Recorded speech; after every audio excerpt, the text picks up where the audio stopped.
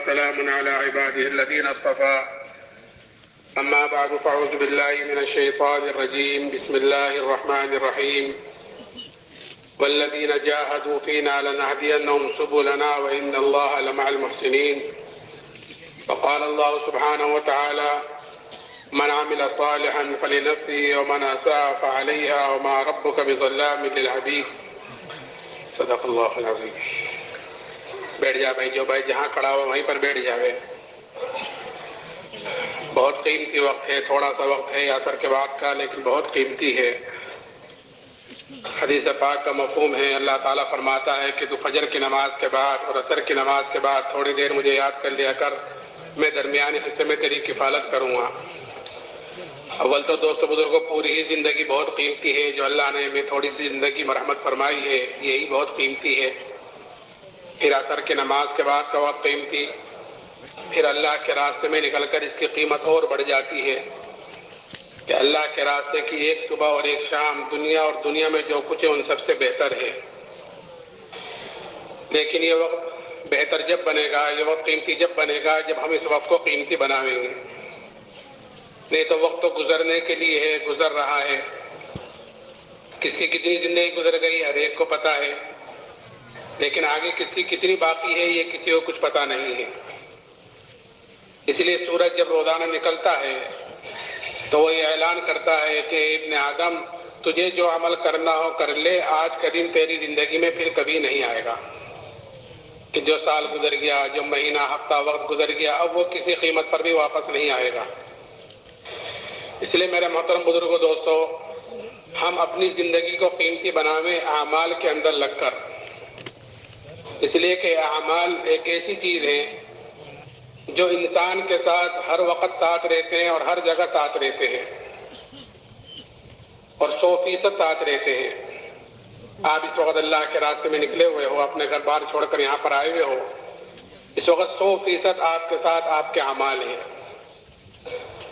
اعمال کہلاتے ہیں کہ انسان کی 24 گھنٹے کی جو زندگی ہے، صبح سے شام تک انسان اس میں جو کام کرتا ہے، جو بھی اس سے چیزیں صادر ہوتی ہیں، وہ اس کے اعمال کہلاتے ہیں. کھانے پینے کا عمل، دیکھنے کا عمل، سننے کا عمل، کمانے کا، خرچ کرنے کا، شادی بیاہ کا، جو کام کرتے ہیں وہ اس کے اعمال کہلاتے ہیں. اور یہی اعمال غیر بھی کرتے ہیں، جو اللہ کو نہیں مانتے وہ بھی یہی سارے کام کرتے ہیں. کھانا پینا، سونا، کمانا، خرچ کرنا، شادی بیاہ، وہ بھی یہی سارے کام کرتے ہیں. مسلمان بھی یہی سارے کام کرتا ہے. فقط فرق اتنا ہے ان میں اور ہم میں کہ ہمیں ان تمام چیزوں کے کرنے کا طریقہ بتلایا گیا ہے. لقد کان لکم فی رسول اللہ اسوۃ حسنہ، کہ تمہارے لیے زندگی گزارنے کا بہترین نمونہ کہ وہ تمہارے پیارے نبی کی زندگی ہے. کہ کل قیامت کے دن اللہ تعالیٰ ہر ایک کو اس نمونے کے مطابق دیکھیں گے. جس کے جتنے اعمال اس نمونے کے مطابق ہوں گے، اللہ کے ہاں اس کی قدر و قیمت ہوگی، اللہ کے ہاں اس کی حیثیت ہوگی. اور جس کی جتنی زندگی، جس کی جتنے اعمال اس طریقے سے ہٹے ہوئے ہوں گے، اتنا ہی اللہ کے ہاں وہ بے قیمت ہوگا، اتنا ہی اللہ کے ہاں بے حیثیت ہوگا. اس لیے ہمیں یہ فکر کرنی چاہیے، دیکھنا چاہیے کہ میرے بدن سے نکلنے والے اعمال کیسے ہیں. اس لیے کہ اللہ نے اس دنیا کو، حضور اقدس صلی اللہ علیہ وسلم نے فرمایا کہ دنیا کہ یہ مومن کا جیل خانہ ہے اور کافروں کی جنت ہے. ہر آدمی جانتا ہے کہ جیل خانے میں آدمی کیسا رہتا ہے، کہ وہاں پابند نہیں رہتا، وہاں آزاد نہیں رہتا کہ جب چاہے کھا لیا، جب چاہے سو لیے، جب چاہے اٹھ گئے، جو چاہے کام کر لیا. بلکہ جیل خانے میں آدمی پابند رہتا ہے قوانین کا، جو حکومت نے چیزیں بنا رکھی ہیں اس کے ماتحت میں رہتا ہے. اس وقت سونا ہے، اٹھنا ہے، یہ کھانا ہے، یہ پینا ہے، یہ کام کرنا ہے، کہ وہاں پابند نہیں رہتا، وہاں آزاد نہیں رہتا. ایسے ہی دنیا کے مومن کی جیل خانہ ہے. تو یہاں پر زندگی گزارنے پر یہ انسان آزاد نہیں ہے، بلکہ یہ پابند ہے، کہے گا کہ جناب رسول اللہ صلی اللہ علیہ وسلم کے طریقوں کا. آپ نے ہر چیز عمل کے اعتبار سے انسانوں کو کر کر بتلائی ہے، کر کر دکھلائی ہے۔ اس لیے قرآن کہتا ہے کہ ما آتاکم الرسول فخذوہ وما نہاکم عنہ فانتہوا، کہ جو کچھ تمہیں تمہارا نبی دے اسے لے لو، اور جس چیز سے نبی روکے اس سے رک جاؤ۔ تو میں عرض کر رہا تھا کہ ہمیں دیکھنا چاہیے کہ ہمارے بدن سے نکلنے والے اعمال کیسے ہیں۔ تو میں نے کہا کہ اعمال انسان کے ساتھ ہر وقت ساتھ رہتے ہیں اور ہر جگہ ساتھ رہتے ہیں، اور یہی اعمال انسان کے ساتھ آگے جائیں گے۔ آدمی کے ساتھ تین چیزیں ہوتی ہیں، اسی لیے حضور اقدس صلی اللہ علیہ وسلم نے مثالیں دے دے کر اپنے صحابہ کو سمجھایا ہے کہ آپ نے مثال دے کر ایک مرتبہ پوچھا کہ جانتے ہو تمہارے مال کی، اعمال کی، اہل و عیال کی مثال کیا ہے؟ پھر آپ نے فرمایا کہ اس کی مثال ایسی ہے جیسے ایک آدمی کے تین بھائی ہوں، اور اس آدمی کے اوپر موت کا وقت آوے، دنیا کی طرف سے جانے لگے، تو ان تینوں بھائیوں میں سے ایک بھائی کو بلا کر یہ پوچھے کہ بھائی تم دیکھ رہے ہو میرے اوپر کیا مصیبت آ رہی ہے کہ دنیا سے میں جا رہا ہوں، آخرت کا سفر تیار ہے، اس مصیبت کی گھڑی میں تم میری کیا مدد کرو گے؟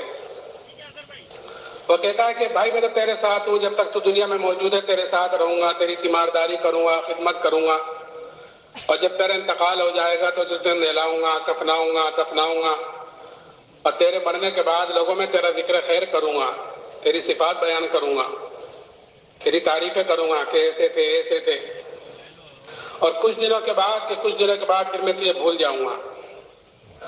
آپ نے فرمایا یہ اس کے اہل و عیال، اس کے گھر والے ہیں۔ پھر دوسرے بھائی کو بلا کر یہی پوچھتا ہے کہ بھائی اس مصیبت کی گھڑی میں تم میری کیا مدد کرو گے؟ تو وہ کہتا ہے کہ بھائی میرا تیرا واسطہ تو زندگی تک کا ہے، جب تک تیری سانس چل رہی ہے اس وقت تک تجھے مجھ سے جتنا نفع اٹھانا ہے، جتنا فائدہ اٹھانا ہے اٹھا لے، کہ جب تیرا انتقال ہو جائے گا تو تیرا راستہ الگ ہوگا، میرا راستہ الگ ہوگا، میں دوسری طرف جاؤں گا، تو دوسری طرف جائے گا۔ آپ نے فرمایا یہ بھائی اس کا مال ہے جو ساتھ چھوڑ دیتا ہے۔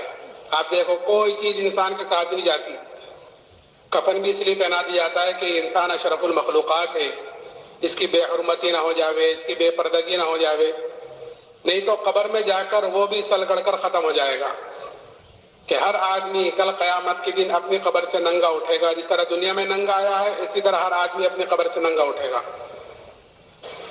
پھر تیسرے بھائی کو بلا کر یہی پوچھتا ہے کہ بھائی اس مصیبت کی گھڑی میں تم میری کیا مدد کرو گے؟ وہ کہتا ہے میں تو تیرے ساتھ ہوں، جب تک تو دنیا میں موجود ہے تیرے ساتھ رہوں گا، جب تیرا انتقال ہو جائے گا تو قبر میں پہنچے گا اور منکر نکیر تجھ سے سوال کریں گے تو ان کے سوالوں کا جواب میں دوں گا تیرے طرف سے، اور جب کل کو تیرے نامہ اعمال تلیں گے تو تیرے نامہ اعمال کے ترازو میں بیٹھ جاؤں گا اور خوب کوشش کروں گا اس کو وزنی کرنے کی، اس کو بھاری کرنے کی، اس کو جھکانے کی، اور میں تیرے ساتھ رہوں گا یہاں تک کہ تجھ کو جنت میں داخل کرا دوں، وہاں تک تیرے ساتھ رہوں گا۔ آپ نے فرمایا یہ بھائی اس کے اعمال ہیں۔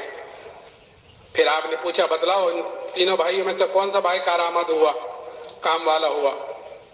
صحابہ نے عرض کیا رسول اللہ پہلے وہ دو تو بیکاری ثابت ہوئی جو یہی ساتھ چھوڑیں گے، کام آنے والا تو یہی ہے جو آخر تک ساتھ نبھائے گا۔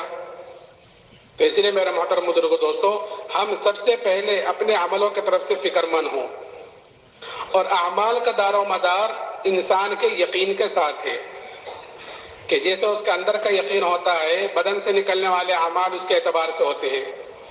اگر اندر کا یقین بنا ہوا ہوگا تو پھر بدن سے نکلنے والے اعمال اس کے اعتبار سے ہوں گے، اور اگر خدا نخواستہ اندر کا بگاڑ ہوا تو پھر بدن سے نکلنے والے اعمال بھی خراب ہوں گے، اس کے اعتبار سے ہوں گے۔ اس لیے ہمیں بنیادی طور پر سب سے پہلے اپنے اندر کو بنانا ہے، اپنے ایمان، اپنے یقین کو، یعنی اپنے ایمان کو بنانا ہے کہ یہ ایمان، کہ یہ اللہ نے ہمیں سب سے بڑی نعمت مرحمت فرمائی ہے، ایمان کی دولت، اس سے بڑی کوئی نعمت نہیں ہے۔ اس لیے کہ آدمی خدا نہ خواستہ اگر ایمان کے بغیر اس دنیا سے چلا گیا اور کل قیامت کے دن اپنی جان کے فدیے میں دنیا کا سارا سونا چاندی بھی دے دے تب بھی کل قیامت کے دن اللہ کے عذاب سے نہیں بچ سکتا، کہ اللہ نے ہمیں یہ سب سے بڑی نعمت مرحمت فرمائی ہے، ایمان کی دولت۔ اس لیے کہ انعامات تو اللہ تعالیٰ کے بے شمار ہیں، کہ قرآن یہ کہتا ہے وَإِن تَعُدُّوا نِعْمَتَ اللَّهِ لَا تُحْصُوهَا، کہ اللہ تعالیٰ کے انعامات تو اتنے ہیں کہ اگر تم اللہ کی نعمتوں کو گننا چاہو، شمار کرنا چاہو، تو تم اللہ کی نعمتوں کو گن نہیں سکتے، شمار نہیں کر سکتے۔ اتنے انعامات اللہ تعالیٰ کے ہمارے اوپر، قدم قدم پر، سانس سانس پر اللہ تعالیٰ کی نعمتیں بارش کی طرح ہمارے اوپر اتر رہی ہیں۔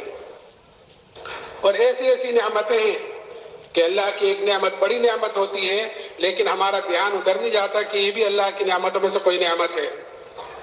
اس لیے کہ ہر چیز کی قدر و قیمت، ہر چیز کی قدر و قیمت آدمی کو اس وقت پتہ چلتی ہے جب وہ چیز ہاتھ سے نکل جاتی ہے۔ جب تک کوئی چیز آدمی کے ہاتھ میں ہوتی ہے اس کی قدر و قیمت کا اندازہ نہیں ہوتا، کہ جب وہ چیز ہاتھ سے نکل جاتی ہے تو پتہ چلتا ہے کہ میں نے کتنی بڑی چیز کھوئی ہے۔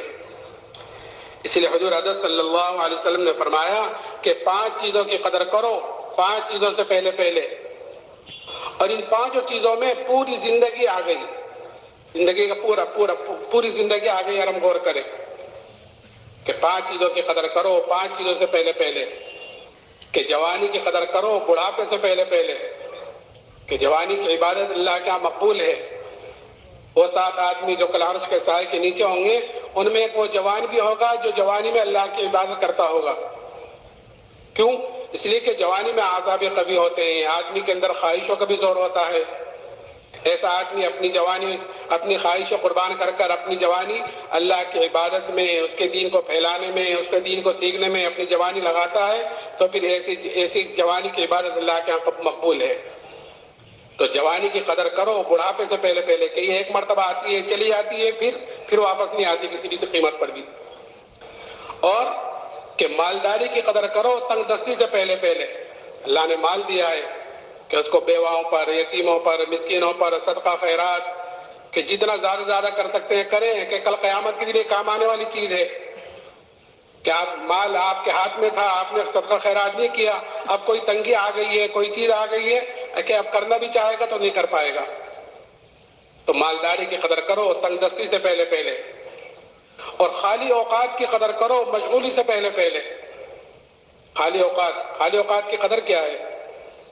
مثال کے طور پر ایک حدیث پاک کا مفہوم ہے کہ جو آدمی 40 دن اخلاص کے ساتھ ایسی طرح نماز پڑھتا ہے کہ اس کی تکبیر اولیٰ فوت نہ ہو، اس طرح نماز پڑھتا ہے، تو اس کو اللہ کی طرف سے 2 بڑے پروانے ملتے ہیں۔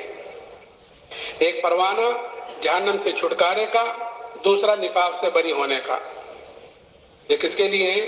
کہ جو آدمی 40 دن اخلاص کے ساتھ ایسی طرح نماز پڑھے کہ تکبیر اولیٰ فوت نہ ہو۔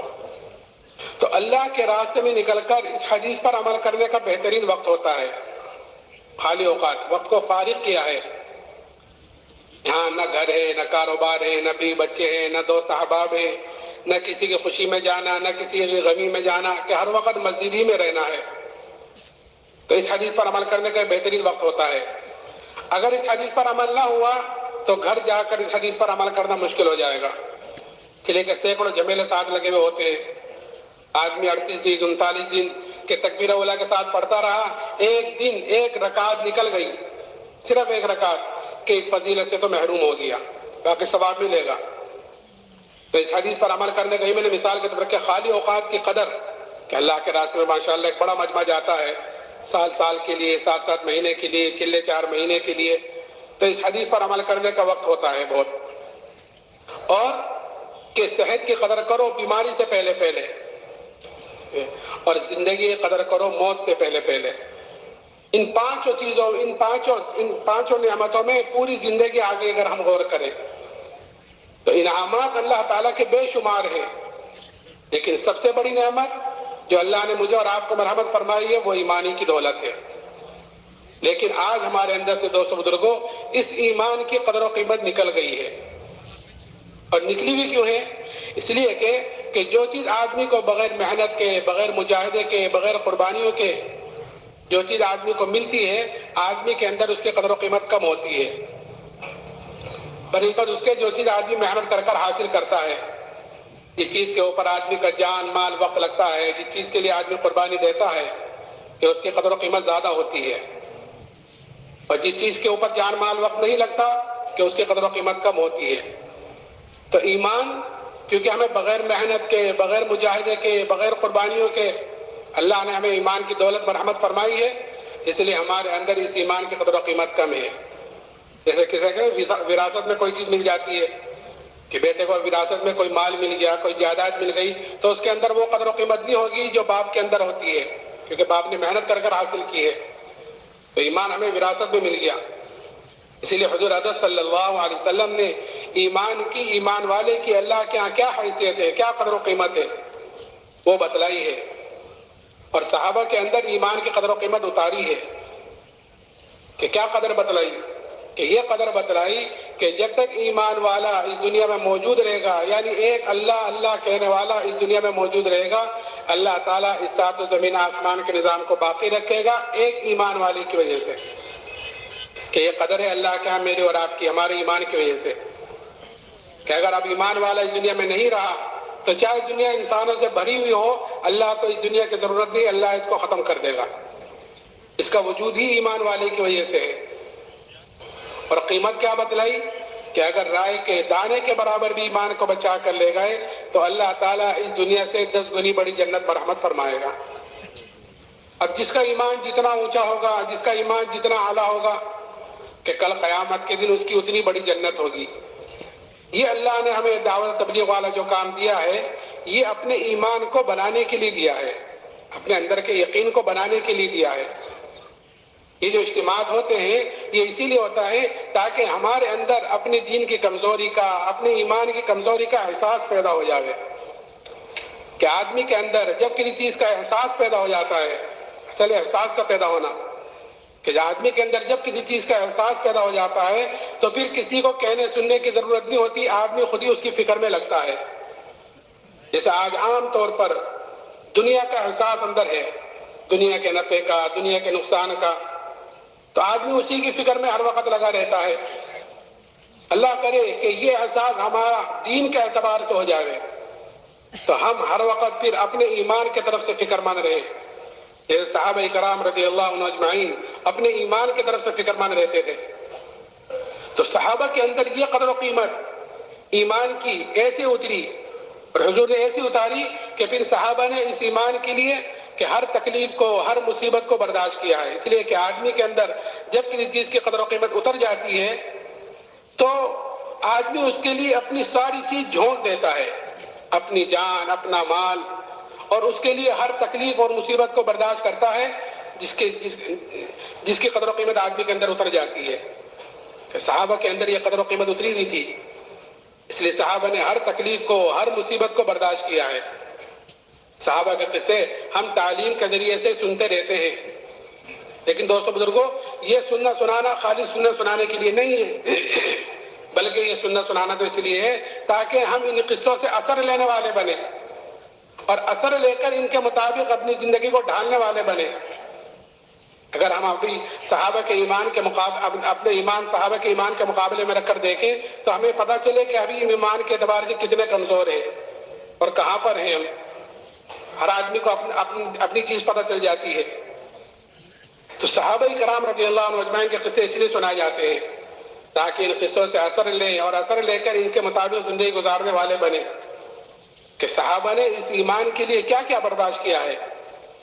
کہ ایک صحابی ہیں حضرت خباب بن ارد رضی اللہ تعالیٰ عنہ، ان سے حضرت عمر رضی اللہ تعالیٰ نے پوچھا کہ خباب ان تکالیف کی تفصیل بتلاؤ جو ایمان کی وجہ سے تم پر آئی ہیں، جو حالات، جو مصیبت ایمان کی وجہ سے تم پر آئی ہیں، کہ ان کی تفصیل تو بتلاؤ۔ تو حضرت خباب نے فرمایا کہ امیر المومنین آپ ذرا میری کمر دیکھیں۔ جب کمر دیکھی تو حضرت عمر نے فرمایا اے خباب ایسی کمر تو کسی کی نہیں دیکھی جیسی تمہاری ہے۔ تو حضرت خباب نے فرمایا کہ ہاں امیر المومنین مجھے تو آگ کے انگاروں پر لٹا کر گھسیٹا جاتا تھا، میری چربی سے، میرے خون سے آگ بجھتی تھی۔ کہیں کی وجہ سے؟ کہ ایمان کی وجہ سے۔ کہ ایک عورت کے غلام تھے، جب اس کو یہ پتا چلا کہ جناب رسول اللہ صلی اللہ علیہ وسلم سے ملتے ہیں، یعنی ایمان لے کر آ گئے ہیں، تو سریے کو گرم کر کر اس سے ان کے بدن کو داغ دیتی تھی سزا کے طور پر، کہ یہ تو ایمان سے پھر جائیں نہیں تو اس سزا کو برداشت کرتے رہے۔ لیکن جیسے میں نے کہا کہ آدمی کے اندر جب کسی چیز کی قدر و قیمت اتر جاتی ہے تو آدمی اس کے لیے ہر تکلیف اور مصیبت کو برداشت کرتا ہے۔ تو اس تکلیفوں کا، مصیبتوں کا برداشت کرنا کہ ان کے لیے آسان ہو گیا، کیونکہ قدر و قیمت ایمان کے اندر اتری ہوئی تھی۔ اور پھر اتنا ہی نہیں، جب فتوحات کا دروازہ کھلا، اس لیے کہ مومن کی علامت بتلائی گئی ہے، مومن کی 2 علامتیں بتلائی گئی ہیں کہ مومن جو کام کرتا ہے، جو نیک اعمال کرتا ہے، نماز پڑھی ہے، روزہ رکھا ہے، حج کیا ہے، زکوٰۃ دی ہے، اللہ کے راستے میں نکلے ہیں، اللہ کے راستے میں نکل کر کڑوی کسیلی برداشت کی ہے، سردی گرمی برداشت کی ہے، یہ اعمال ہوتے ہیں کہ مومن جو عمل کرتا ہے کہ مومن اس کا بدلہ دنیا میں نہیں چاہتا، بلکہ اس کا بدلہ آخرت میں چاہتا ہے، اس لیے کہ اس کو پتا ہے یہاں جو ملے گا وہ وقتی ملے گا اور تھوڑا ملے گا، آخرت کے اعتبار سے تھوڑا اور وقتی کے موت تک، اور آخرت میں جو ملے گا کہ وہ ہمیشہ کے لیے ملے گا اور دنیا سے بہت زیادہ ملے گا۔ اس لیے ایمان والا اپنے نیک اعمال کا بدلہ دنیا میں نہیں چاہتا۔ اور دوسرا کہ جو عمل کرتا ہے کہ وہ اپنے اللہ کو راضی کرنے کے لیے کرتا ہے، کوئی دیکھ رہا ہے نہیں دیکھ رہا ہے، کوئی خوش ہے نہیں خوش ہے، کہ اس سے اس کو پرواہ نہیں ہے کہ میرا اللہ مجھ سے راضی ہو جائے، کہ وہ اس کی فکر میں لگا رہتا ہے کہ کوئی کچھ بھی کہتا رہے، برادری کچھ کہے یا محل والے کچھ کہیں، کہ نہیں، اللہ مجھ سے راضی ہو جائے، مجھے بتلایا گیا ہے کہ تمہاری کامیابی نبی پاک علیہ الصلوۃ والسلام کے طریقے میں ہے، تو میں زندگی اس طریقے پر گزاروں گا کہ جس طریقے پر نبی نے فرمایا کرنے کے لیے۔ جیسے میں نے شروع میں آیت پڑھی، ما آتاکم الرسول فخذوہ وما نہاکم عنہ فانتہوا، کہ جو کچھ تمہیں تمہارا نبی دے طریقے کے اعتبار سے، ہر اعتبار سے، کہ اس کو لے لو، اور جس چیز سے روکیں اس سے رک جاؤ۔ تو حضور اقدس صلی اللہ علیہ وسلم کہ پیدائش سے لے کے موت تک ہر موقع کی دعا اور ہر موقع کا طریقہ بتلا کر گئے ہیں، کیسے کمانا ہے، کیسے خرچ کرنا ہے، شادی بیاہ کیسے کرنی ہے، پڑوسیوں کے ساتھ کیسے رہنا، غیروں کے ساتھ کیسے رہنا، گھر والوں کے ساتھ کیسے رہنا، کیسے اخلاق ہونے چاہیے، ساری چیزیں، کیونکہ حضور اقدس صلی اللہ علیہ وسلم پر کامل اور مکمل دین اترا ہے۔ الیوم اکملت لکم دینکم واتممت علیکم نعمتی، کامل اور مکمل دین، جس میں نے کہا کہ دین ایک آدھ عمل کا نام نہیں ہے، دین ایک آدھ خالی نماز پڑھنا، خالی روزہ رکھنا، یا خالی اللہ کے راستے میں نکلنا، خالی اتنا دین نہیں ہے، بلکہ دین تو عمل کے مجموعے کا نام ہے، دین عمل کے مجموعے کا نام ہے۔ جیسے نماز کہ یہ ایک نام ہے نماز، تو ایک دو چیزوں کا نام نماز نہیں ہے، بلکہ قیام ہے، قرات ہے، تشہد ہے، جلسہ ہے، رکوع ہے، سجدہ ہے، تشہد، ان ساری چیزوں کا نام مل کر اس کا نام بنے گا نماز۔ ایسے ہی ہماری 24 گھنٹے کی زندگی کہ وہ جناب رسول اللہ صلی اللہ علیہ وسلم کے طریقے کے مطابق ہو جاوے، تو یہ زندگی ہماری بنے گی دینی۔ اس میں جو چیز آ جاوے نبی کے طریقے کے مطابق ہو کہ پھر کسی کی پرواہ نہیں کرنی۔ اسی لیے حضور اقدس صلی اللہ علیہ وسلم نے ایک صحابی حضرت ابو ذر رضی اللہ تعالیٰ عنہ سے فرمایا تھا کہ اے ابو ذر، اللہ کے معاملے میں کسی ملامت کرنے والے کی ملامت کی پرواہ نہ کرنا، کہ اللہ کا حکم ہے، نبی کا طریقہ ہے کہ اب کوئی کچھ بھی کہتا رہے کہ مجھے اس کی پرواہ نہیں ہے۔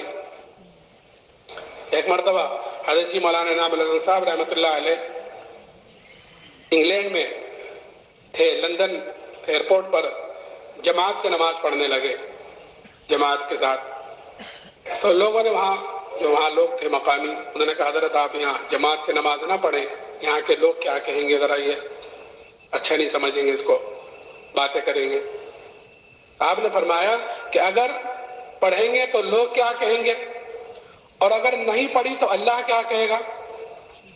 تو اس وقت ہر وقت اس چیز کا احتضار ہو کہ اس وقت کون سا حکم میرے اوپر اتر رہا ہے اور اس میں نبی کا طریقہ کیا ہے۔ تو میں نے عرض کیا کہ مومن کہ جو کام کرتا ہے کہ وہ اپنے اللہ کو راضی کرنے کے لیے کرتا ہے، اور جو عمل کرتا ہے کہ اس کا بدلہ وہ دنیا میں نہیں چاہتا۔ اسی لیے جب فتوحات کا دروازہ کھلا اللہ کی طرف سے تو صحابہ کرام رضی اللہ عنہ اجمعین اس پر رویا کرتے تھے کہ کہیں ہماری تکلیفوں کا، ہماری مشقتوں کا بدلہ کہیں دنیا میں تو نہیں مل رہا ہے۔ ان کو جیسے میں نے کہا کہ یہاں جو ملے گا وہ وقتی ملے گا اور تھوڑا ملے گا، اور آخرت میں جو ملے گا کہ وہ ہمیشہ کے لیے ملے گا اور دنیا سے بہت زیادہ ملے گا۔ تو جو ایمان اللہ نے صحابہ کو مرحمت فرمایا تھا، جس ایمان کے لیے انہوں نے تکلیفیں مصیبتیں برداشت کی ہیں، دوستو بزرگوں، وہی ایمان اللہ نے مجھے اور آپ کو مرحمت فرمایا ہے۔ لیکن ہر چیز اپنے بننے میں محنت چاہتی ہے، اور ہر چیز اپنے بننے میں قربانی چاہتی ہے. صحابہ کرام رضی اللہ عنہ اجمعین نے تکلیفیں بھی برداشت کی ہیں، اور کوئی چیز ایمان کے مقابلے پر آئی ہے، بڑی سے بڑی چیز آئی ہے، تو اس کو قربان کیا ہے. کہ قربانی جتنی قربانی دی جاتی ہے اتنی چیز بنتی ہے. تو صحابہ نے قربانی بھی دی ہے ایمان کے مقابلے پر اگر کوئی چیز آئی ہے. ایک صحابی حضرت عبداللہ ابن حذافہ رضی اللہ تعالی عنہ، ان کو روم کی فوج نے قید کیا اور قید کر کر ان کو بادشاہ کے سامنے لائے. بادشاہ نے ان کے اوپر نصرانیت کو پیش کیا کہ تم نصرانی ہو جاؤ تو میں آدھی بادشاہ تم کو دے دوں گا.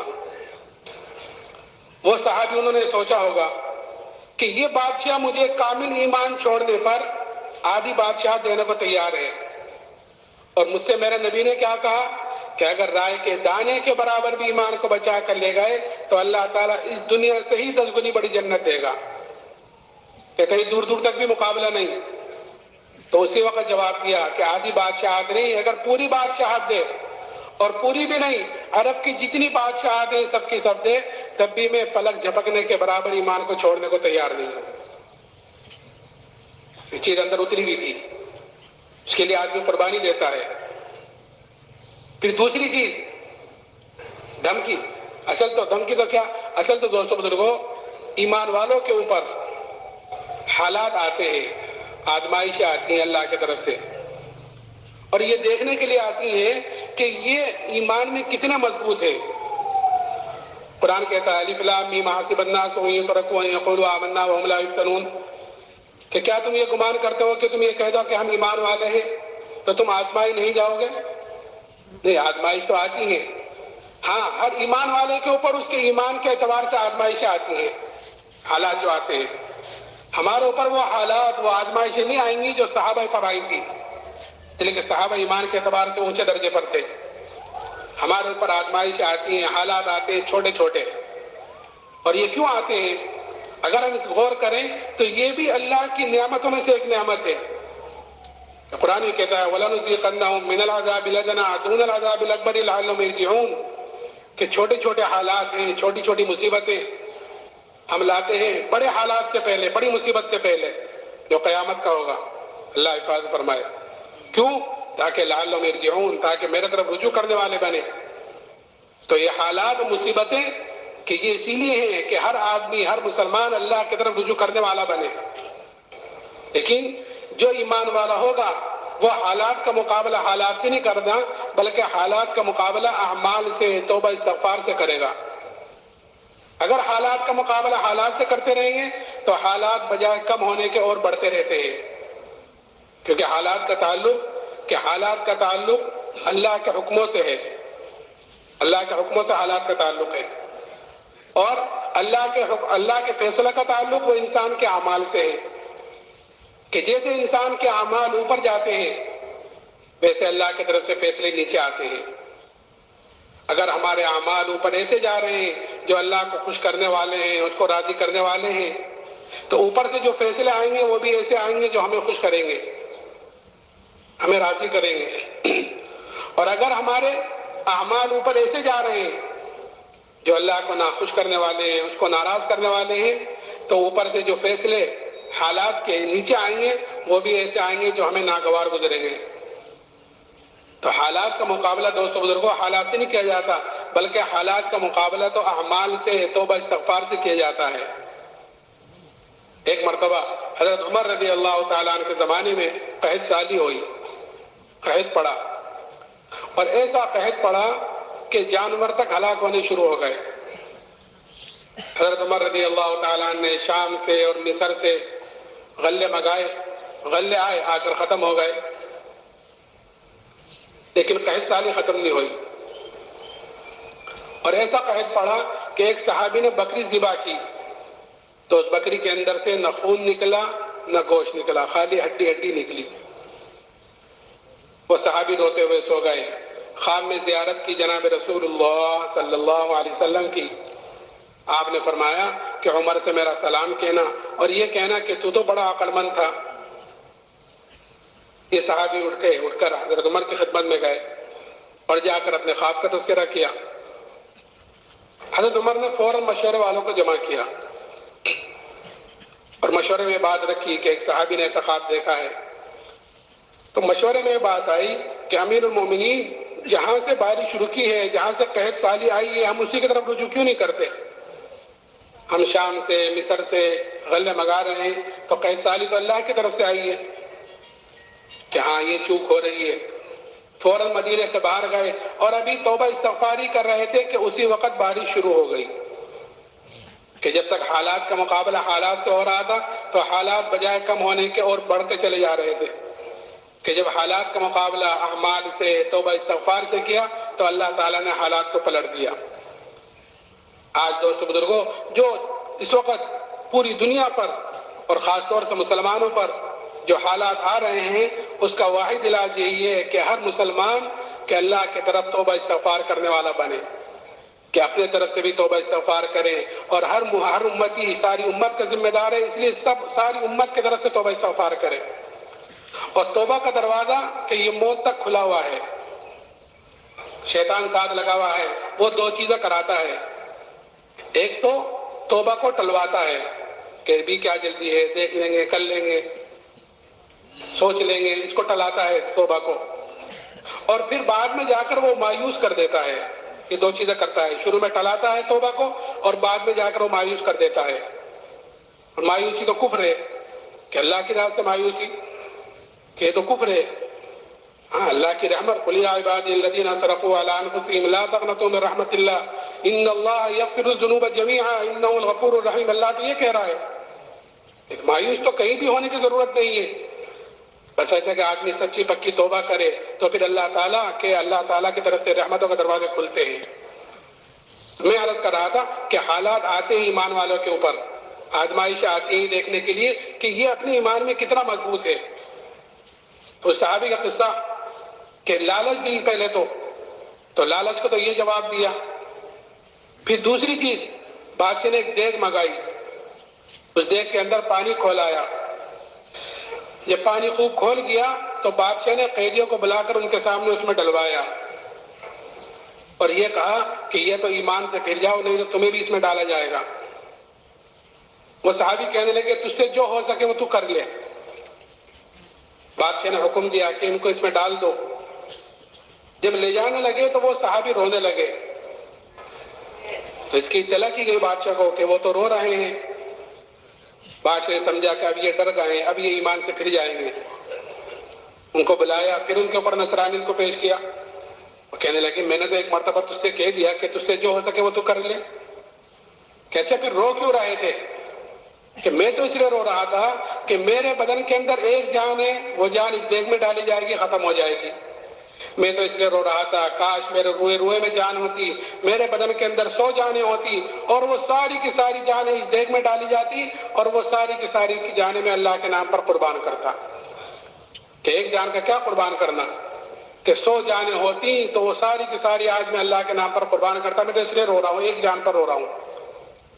تو دوستوں کو یہ جذبہ بنتا ہے دعوت سے کہ جب آدمی اپنے دین کو لے کر حرکت میں رہتا ہے، یعنی دعوت دیتا رہتا ہے، تو پھر جان مال اللہ کے نام پر لگانے کا جذبہ اندر پیدا ہوتا ہے۔ کہ جب جان مال اللہ کے نام پر لگانے کا جذبہ دعوت کے ذریعے سے ہوتا ہے تو پھر وہ اندر کا یقین بدلتا ہے، اور جب یہ اندر کا یقین بنتا ہے تو پھر بدن سے نکلنے والے اعمال اس کے صحیح ہوتے ہیں۔ جیسے میں نے شروع میں کہا تھا کہ اعمال کا دار و مدار انسان کے یقین کے ساتھ ہے، کہ جب یقین ہوگا تو پھر بدن سے نکلنے والے اعمال صحیح ہوں گے، پھر آدمی عملوں کی طرف سے بھی فکر مند ہوگا۔ آج مسلمان جو اعمال کی طرف سے فکر مند نہیں ہے، نماز چھوٹی ہے تو چھوٹ گئی ہے، جماعت نکل گئی ہے تو نکل ہی گئی ہے، ذکر چھوٹا ہے تو چھوٹ گیا ہے، گشت نکل گیا تو اس کا کوئی غم ہی نہیں ہے، فکر ہی نہیں ہے۔ حالانکہ یہ بتلایا کہ جب تجھے نیکی خوش کرے اور گناہ غمگین کرے تو جان لے کہ تو مومن ہے، لیکن آج یہ چیز ختم ہو گئی کہ اس کا کوئی احساس ہی نہیں ہے، اس کا کوئی غم ہی نہیں ہے اعمال کا۔ اور صحابہ کرام رضی اللہ عنہ اجمعین کہ جس طرح ایمان کی طرف سے فکر مند رہتے تھے، اعمال کی طرف سے بھی فکر مند رہتے تھے، کیونکہ ایمان اور اعمال صالحہ یہ دو چیزیں کامیابی کے لیے ہیں، کہ ایمان کے بغیر تو کوئی عمل قابل قبول ہے ہی نہیں۔ آخرت میں ایمان ہے لیکن اعمال صالحہ نہیں ہے تو کل قیامت کے دن اس کی سزا بھگتنی پڑے گی۔ اور اگر اللہ تعالیٰ معاف کر دے تو وہ غفور الرحیم ہے، اس کو کون پوچھنے والا ہے؟ تو اس لیے صحابہ کرام اپنے ایمان کے ساتھ ساتھ اپنے عملوں کی طرف سے بھی فکر مند رہتے تھے، اور جس طرح ایمان کے لیے قربانیاں دی ہیں، جس طرح ایمان کے لیے قربانی دی ہیں، اسی طرح اعمال کے لیے بھی قربانیاں دی ہیں، کہ جس چیز کی وجہ سے عمل خراب ہوتا تھا کہ صحابہ اس کو اپنے پاس نہیں رہنے دیتے تھے کہ اس چیز کی وجہ سے میرا عمل خراب ہوا ہے. کہ ایک صحابی حضرت ابو طلحہ رضی اللہ تعالیٰ عنہ ایک مرتبہ اپنے باغ میں نماز پڑھ رہے تھے، گنجان بھرا ہوا باغ تھا، اس میں نماز پڑھ رہے تھے. ایک پرندہ اندر گھس گیا اور باغ گنجان تھا، اس کو باہر نکلنے کا راستہ نہیں ملا، کبھی دائیں جائے کبھی بائیں جائے. یہ صحابی نماز پڑھ رہے تھے، نماز پڑھتے پڑھتے اچانک اس پرندے پر نگاہ پڑ گئی. جب نگاہ پڑی تو اس پرندے کے ساتھ نگاہ گھومنے لگی، جدھر کو پرندہ جاوے ادھر کو نگاہ بھی چلے جاوے. تھوڑی دیر میں خیال آیا کہ میں تو نماز پڑھ رہا تھا. جب یہ خیال آیا کہ نماز پڑھ رہا تھا تو یہ بھول گیا کہ کتنی رکعتیں ہوئیں، 2 ہوئیں کہ 3 ہوئیں، یہ بھول گئے. سلام پھیرا، سلام پھیر کر فوراً جناب رسول اللہ صلی اللہ علیہ وسلم خدمت میں حاضر ہوئے اور جا کر عرض کیا، یا رسول اللہ، یہ کہ پورا کا پورا باغ اللہ کے نام پر صدقہ ہے. کیوں؟ کیونکہ یہ باغ ذریعہ بنا ہے میرے عمل کی خرابی کا. نہ یہ باغ ہوتا، نہ میں اس میں نماز پڑھتا، نہ پرندہ اس میں آتا، اور نہ میری نماز جیسی اہم عبادت خراب ہوتی. اور آج مسلمان سب سے زیادہ غفلت میں پڑا ہوا ہے نماز کی طرف سے. حالانکہ حدیث میں آتا ہے کہ اسلام میں اس کا کوئی حصہ نہیں ہے جو مسلمان نماز نہ پڑھے. یہ آیا ہے حضرت عمر رضی اللہ تعالیٰ عنہ کے جب خنجر مارا گیا اور آپ پر بے ہوشی طاری رہی، ساری کوشش کی جا چکی آپ کو ہوش میں لانے کی، اور زخم اتنا گہرا کہ دودھ پلایا گیا تو وہ زخم کے راستے سے باہر آ گیا، آپ ہوش میں نہیں آئے. ایک صحابی نے کہا، امیر المومنین کو نماز کے ذریعے سے ہوش میں لاؤ. کان میں کہا گیا الصلاۃ الصلاۃ. اس وقت آپ نے آنکھ کھولی اور جملہ فرمایا کہ ہاں، نماز کے اسلام میں کوئی حصہ نہیں اس مسلمان کا جو مسلمان نماز نہ پڑھے. تو نماز کیوں چھوٹی ہوئی ہے؟ کیونکہ نماز سے کامیابی کا یقین اندر سے نکلا ہوا ہے. اس لیے دوستو بزرگوں، ہمیں سب سے پہلے دعوت کے ذریعے سے اپنے اندر کے یقین کو بدلنا ہے. جو بھی ملاقات کرنے آئے، کھیتوں میں ہو، کاروبار میں ہو، گھر پر ہو، جہاں بھی ہو، سب سے پہلے دعوت کی بات کریں، اللہ سے ہونے کو بولیں، اللہ سے ہونے کو سنیں، سوچیں، تو پھر اللہ سے ہونے کا یقین آئے گا. جب اللہ سے ہونے کا یقین اندر پیدا ہوگا تو پھر آدمی کے بدن سے نکلنے والے اعمال بھی ویسے ہوں گے جس سے اللہ راضی ہوتے ہیں. تو ہمیں دعوت کے ذریعے سے اپنے اندر کے یقین کو بدلنا اور ذکر کے ذریعے سے اپنے اندر کی غفلت کو ختم کرنا. غفلت بھی ہمارے اندر ہے. کیسی غفلت ہے؟ یعنی غفلت کے ماحول میں جہاں آدمی ہے وہاں تو ہے ہی غافل، جیسے بازار ہے، دکانیں ہیں، کھیت ہے، غفلت کا ماحول ہے سب جگہ اس وقت. کہ جہاں غفلت کا ماحول ہے وہاں تو ہے ہی غافل. کہ ایک آدمی مسجد میں اللہ کے سامنے، مسجد میں اللہ کے گھر میں اللہ کے سامنے کھڑا ہوا ہے، وہاں بھی غافل لیتا ہے. دھیان کے اعتبار سے کوئی کاروبار میں گھوم رہا ہے، کوئی دکانوں پہ گھوم رہا ہے، کوئی کہیں ہے. کہ غفلت کیوں؟ کیونکہ ذکر غیر اللہ کو بولا جا رہا ہے، غیر اللہ کو سنا جا رہا ہے، غیر اللہ کو دیکھا جا رہا ہے، اس لیے اللہ کے سامنے کھڑے ہو کر بھی غیر اللہ کا دھیان اندر ہے. اس لیے اللہ کا ذکر ہمارے بڑے 3 تسبیح صبح کو، 3 تسبیح شام کو دھیان سے جی لگا کر قبلے کی طرف منہ کر کر باوضو ہو کر، کہ ایک تسبیح تیسرے کلمے کی، ایک درود شریف کی، ایک استغفار کی، یہ 3 تسبیح صبح کو، 3 تسبیح شام کو، جتنا دھیان سے جی لگا. اس لیے کہ اللہ کا ذکر اگر غفلت سے بھی لیں گے تو بھی اجر سے تو خالی ہے ہی نہیں، ثواب تو اس پر مل ہی جائے گا، لیکن غفلت اپنی جگہ باقی رہے گی. اصل ہے غفلت کا ختم کرنا. تو جتنا دھیان سے جی لگا کر معنی پر غور کرتے ہوئے اللہ کا ذکر کریں گے اتنا ہی اللہ کا دھیان آئے گا، اور جتنا اللہ کا دھیان اندر آئے گا اتنا ہی عملوں کے اندر مزہ آئے گا. جب اللہ کا دھیان آتا ہے کہ میرا اللہ مجھے دیکھ رہا ہے اور اس نماز پر مجھے یہ اجر ملے گا، یہ میرے کام بنیں گے، تو پھر آدمی اس کو اچھے سے اچھا پڑھنے کی کوشش کرتا ہے. اور اگر دھیان ہی نہ ہو تو امام کے ساتھ ساتھ آدمی سلام پھیر دیتا ہے کہ کتنی رکعت ہوئی کہ امام کو پتا ہوگا، امام کے ساتھ ساتھ سلام پھیر دیتا ہے. تو یہ غفلت ہے. تو اس غفلت کو ختم کرنا ہے اللہ کے ذکر کے ذریعے سے، کہ اللہ کے ذکر کے ذریعے سے غفلت کو ختم کرنا اور دعوت کے ذریعے سے اندر کے یقین کو بنانا. اس کے لیے اجتماعات ہوتے ہیں تاکہ ہمارے اندر ان چیزوں کا احساس پیدا ہو جاوے، اپنی ایمان کی کمزوری کا، اپنی دین کی کمزوری کا ہمارے اندر احساس پیدا ہو جاوے، ہمارے اندر فکر پیدا ہو جاوے. اجتماع ختم ہو تو ہم ایک فکر لے کر یہاں سے جاویں. یوں نہ ہو کہ 3 دن کے لیے آئے، جمع ہوئے، چلے گئے، کہنے والا اپنے گھر، سننے والے اپنے گھر. نہیں، ایک فکر لے کر جائیں گے تو ہمارا اجتماع میں آنا کارآمد ہوگا. اور اگر ویسے ہی ہوا تو ویسے وقت تو پہلے بھی گزر رہا تھا، یہ بھی گزر جائے گا.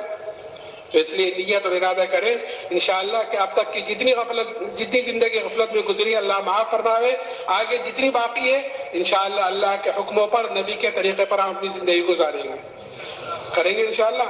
اب تھوڑا سا وقت باقی رہ گیا. جن بھائیوں کی جیب میں تسبیح ہے وہ اپنی 3 تسبیح یہیں بیٹھ کے پوری کر لیں، اور جن بھائیوں کو ضرورت ہو وہ اپنی ضرورت سے فارغ ہو کر اذان سے پہلے اجتماع گاہ میں آ جائے. انشاءاللہ مغرب کے بعد اہم بیان ہوگا. سبحان اللہ و بحمدہ.